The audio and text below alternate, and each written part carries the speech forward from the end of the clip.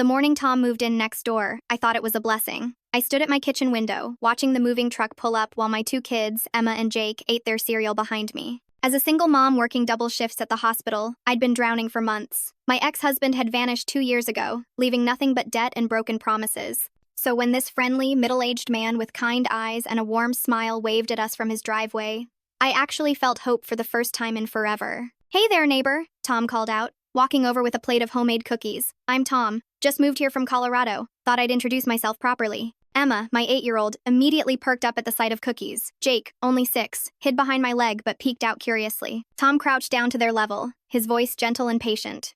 "You must be the brave protectors of this house," he said, making Jake giggle. "I bet you help your mom a lot." That first conversation lasted an hour.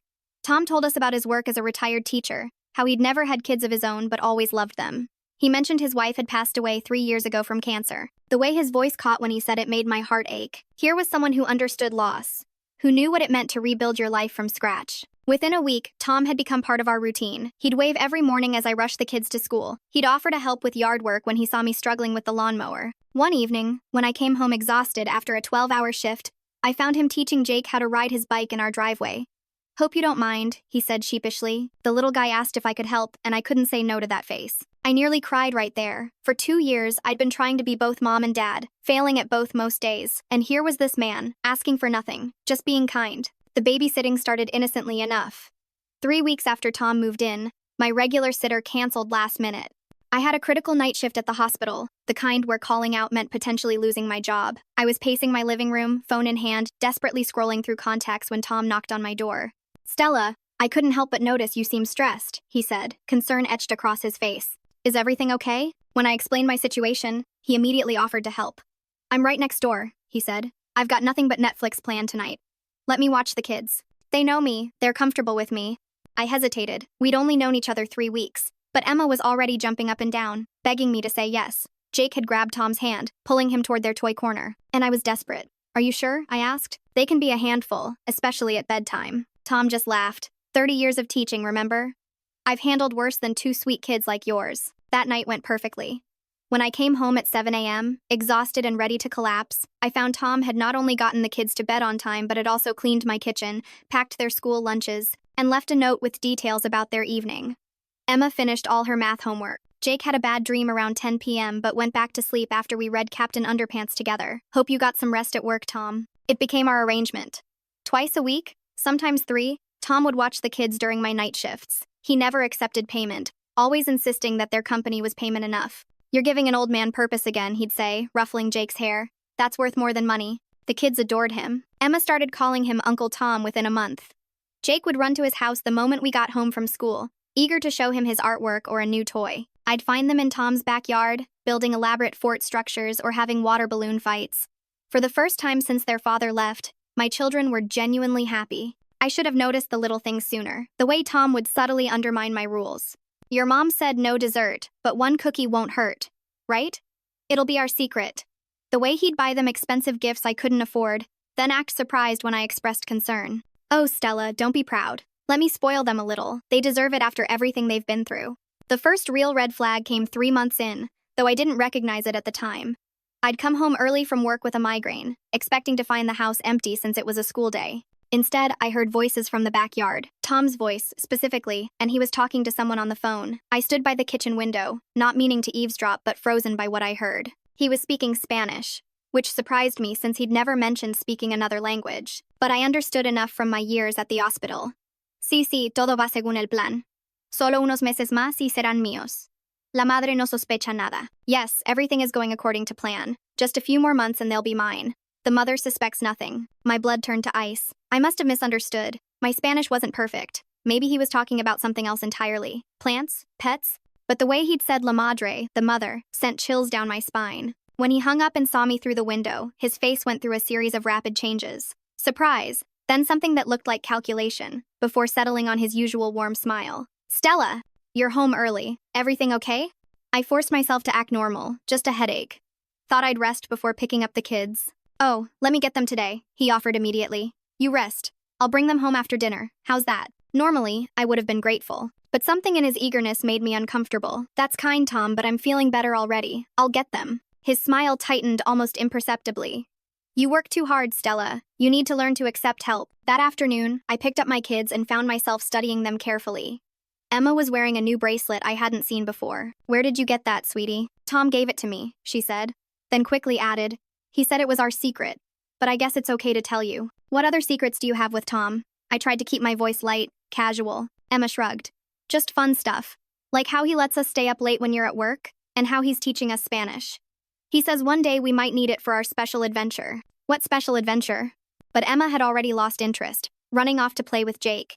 I stood there, that cold feeling spreading through my chest again. Over the next few weeks, I became hyper-vigilant, though I tried not to show it. I started noticing patterns I'd missed before. Tom always seemed to know things about my schedule I hadn't told him. He'd show up with dinner on nights I worked late, even when I hadn't mentioned working late. He knew about Emma's parent-teacher conference before I'd told him, already offering to attend with me for support. The kids were changing too, in subtle ways. Jake, who'd always been a mama's boy, started pulling away from my hugs. Emma began comparing me to Tom constantly. Tom says kids need more freedom, she'd argue when I said a bedtime. Tom says you worry too much, when I asked about homework. One night, I decided to test something. I told Tom I had a shift that started at 11 p.m., but actually, I didn't work that night at all. After he came over and I pretended to leave for work, I parked down the street and walked back, entering through the back door as quietly as possible. I heard Tom's voice from the living room, talking to my children. Your mom tries her best, he was saying. But she doesn't understand you like I do. She's always tired, always stressed. That's why you're so lucky to have me. I wish you were our dad, Jake said, and my heart shattered. Well, Tom replied, and I could hear the smile in his voice. Maybe one day I will be. Would you like that? Both kids cheered, and I had to cover my mouth to keep from sobbing. I crept back out and sat in my car for hours, trying to figure out what to do. Was I overreacting? He was just being kind to fatherless children. Maybe his comments were innocent, just a lonely man getting too attached. But then I remembered the phone call. They'll be mine. The next morning, I casually mentioned to Tom that I was thinking about moving. My sister in Portland offered me a job at her clinic. Better hours, better pay, might be good for the kids. The change in Tom was instantaneous. His friendly demeanor vanished, replaced by something cold and calculating. You can't do that, he said flatly. Excuse me? He caught himself, forcing a laugh. I just mean, the kids are so happy here. They have stability. Moving would be traumatic for them. He stepped closer, and for the first time, I felt physically intimidated by him. Think about what's best for them, Stella. Not what's convenient for you. That confrontation marked a turning point. Tom's behavior became increasingly possessive and aggressive. He started showing up uninvited, using his key. When had I given him a key? To enter when I wasn't home. I'd find things moved, drawers slightly open, papers shuffled on my desk. When I changed the locks, he had a meltdown. After everything I've done for you, he shouted, his face red with rage. I've been more of a parent to those kids than you have. Always working, always tired, pawning them off on anyone who'll take them. Tom, I think you need to leave, I said, trying to keep my voice steady. You're making a mistake, Stella. Those kids need me. You need me. Don't throw away the best thing that's happened to your family. But the worst part was the kids' reaction. When I told them Tom wouldn't be babysitting anymore, Emma threw the biggest tantrum of her life. You're just jealous because we love him more, she screamed. Jake refused to speak to me for 2 days. That's when I found the phone. I was doing laundry, stripping Jake's bed, when I felt something hard under his mattress. A cheap prepaid phone I'd never seen before. There was only one number in the contacts. Tom. The text messages made my skin crawl. Tom, remember, our adventure is a secret, even from Mom. Jake, when are we going? Tom, soon, buddy. But you have to be good and not tell anyone. Jake, Emma knows too, right? Tom, Emma knows. We're all going together. To a better place where no one is tired or angry. I screenshot everything and called my sister Lauren immediately.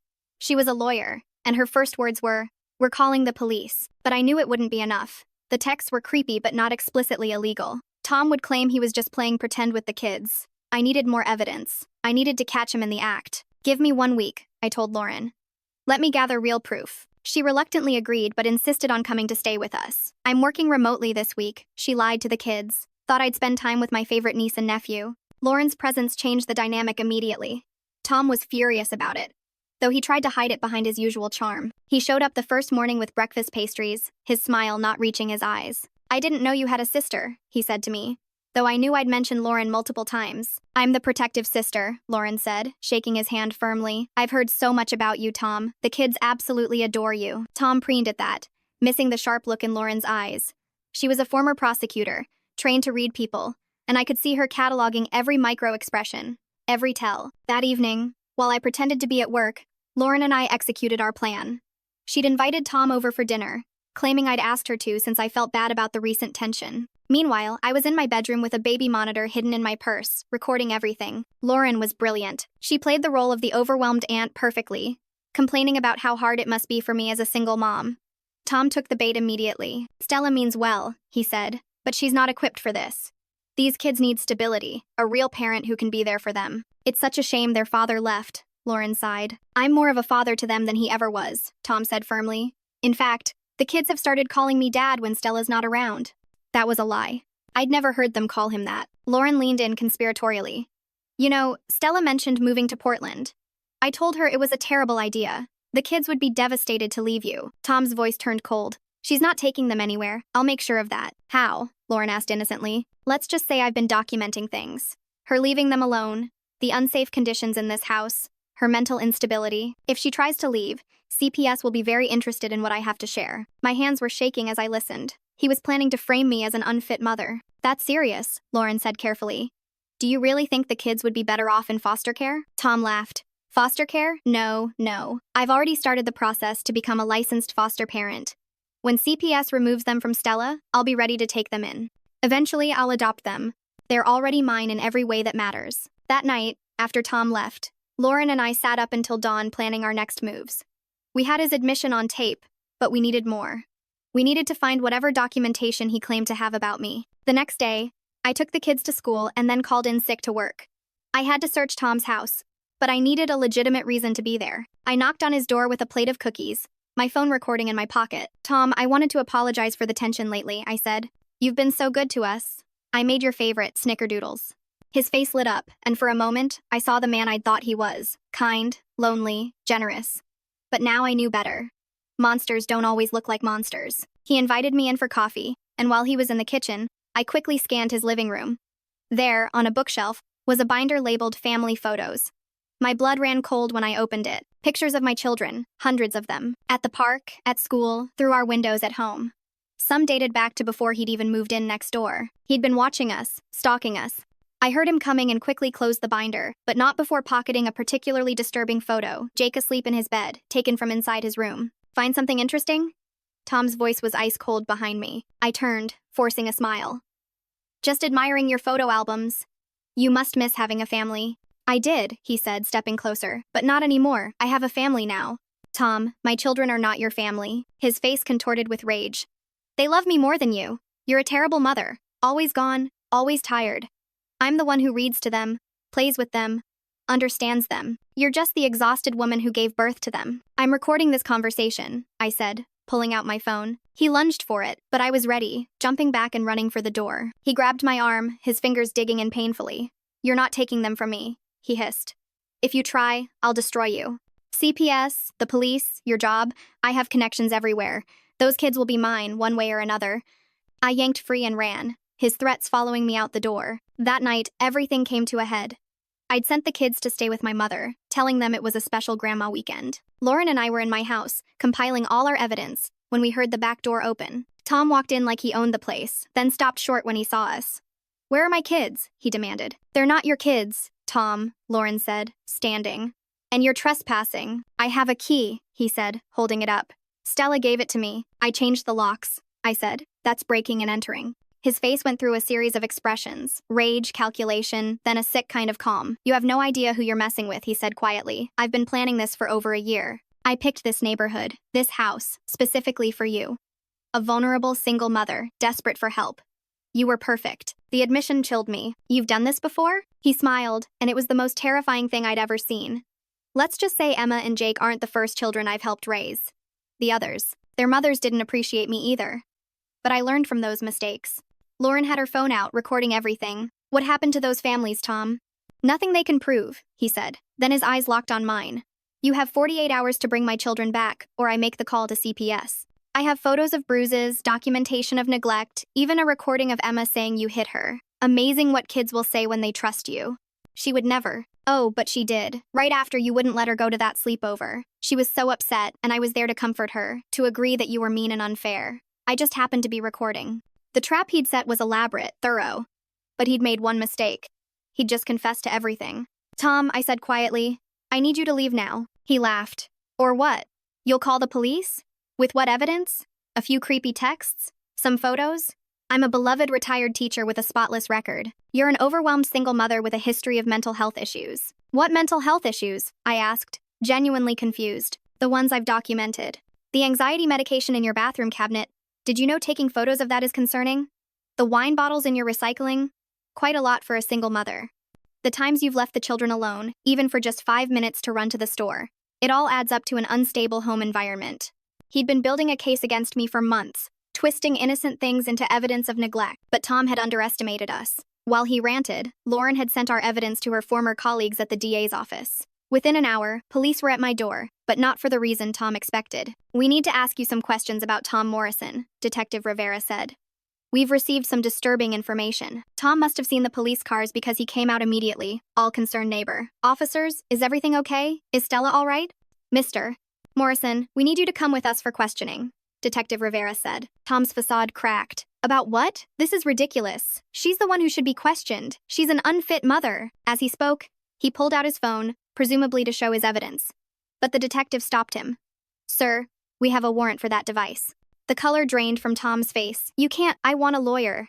That's your right, Rivera said. But you should know, we've been investigating you for 6 months. The family in Colorado? We've been in touch with them. Tom went completely still. Then he turned to me, his eyes full of hatred. You have no idea what you've done. Those kids need me. They need someone who understands them, who puts them first. I put them first every single day, I said, my voice steady for the first time in months. That's why I'm protecting them from you. As they led Tom away, he screamed, Jake, Emma, don't let her take me away. I'm your real dad. I'm the only one who loves you. Thank God the kids weren't there to hear it. But I knew this was far from over. Tom had been in their heads for months, twisting their perception of me, of our family. The legal battle might be ending, but the real fight, for my children's hearts and minds, was just beginning. The detective stayed behind after Tom was taken away. We found something at his house, he said quietly. Plans. Detailed plans about taking your children. Fake passports, a rental property in Mexico, even enrollment papers for a school there under false names. My legs gave out, and Lauren had to catch me. He'd been days, maybe weeks, from kidnapping my children. There's more, Rivera continued. We've connected him to 3 other families. Similar patterns, single mothers, young children, gradual infiltration into their lives. One family in Colorado, their kids went missing 2 years ago. They were found safe, but the mother was convinced Tom was involved. We could never prove it. Until now, 6 months have passed since Tom's arrest. 6 months of therapy, tears, and slowly rebuilding trust with my children. The trial was brutal. Tom had hired expensive lawyers, and they tried to paint me as a negligent mother who'd misunderstood a lonely man's kindness. But our evidence was overwhelming. The recorded confessions, the stalking photos dating back over a year, the fake passports with my children's pictures, it all painted a clear picture of a predator who used kindness as a weapon. He was sentenced to 15 years. The hardest part wasn't the trial, though. It was the aftermath. The first week after Tom's arrest, Emma refused to eat. She was convinced I'd sent away the only person who truly loved her. Jake had nightmares every night, sometimes calling out for Tom to save him from the mean mommy. Our therapist, Dr. Chen, specialized in children who'd been groomed. Tom spent months programming them, she explained. He created a trauma bond. In their minds, he was safety and love, while you became the source of stress and rules.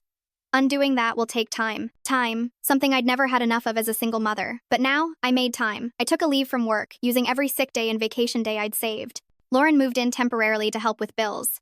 We created new routines, new traditions that didn't include Tom. Slowly, painstakingly, my children came back to me. The breakthrough came when Emma found the photo I'd kept hidden, the one of Tom taking pictures of Jake sleeping. She stared at it for a long time, then asked, "Why would he take pictures when we were asleep? What do you think, sweetheart?" Dr. Chen asked during our session. Emma was quiet for a long time, then in a small voice, "That's creepy. That's what bad people do." It was the first crack in Tom's hold over her. Jake's breakthrough was different. One night, he climbed into my bed, something he hadn't done in months. "Mommy," he whispered, "Tom said you didn't love us. But you fought for us, didn't you? You fought the bad man to keep us safe." "Always," I whispered back, holding him tight. "I'll always fight for you." "I'm sorry I wanted him to be my dad," Jake said, starting to cry. "Oh, baby, no, you have nothing to be sorry for. Tom tricked all of us. He was very good at pretending to be nice. We're still healing. Emma has trust issues now, questioning everyone's motives. Jake is clingy, afraid I'll disappear if he lets me out of his sight. And me? I wake up sometimes, heart racing, certain I hear someone in the house. The security system helps, as does the restraining order that will be in effect long after Tom's release. But we're together, we're safe, and we're learning to trust again, in others, but more importantly, in ourselves. Last week, Emma asked if she could join the art club after school. It would mean I'd need to find someone to watch Jake for an hour until I could pick them both up. The old me would have panicked, would have said no, but the new me, the one who's learned to trust her instincts, said yes. Our new neighbor, Mrs. Patterson, is 73 and has 6 grandchildren. She watches Jake that 1 hour a week, always with my security cameras on, always with check-ins. It's a small step, but it's forward movement. Tom stole months of our lives, poisoned my children against me, and nearly destroyed our family, but he didn't win. We won. Every therapy session, every honest conversation, every night they fall asleep feeling safe. That's our victory.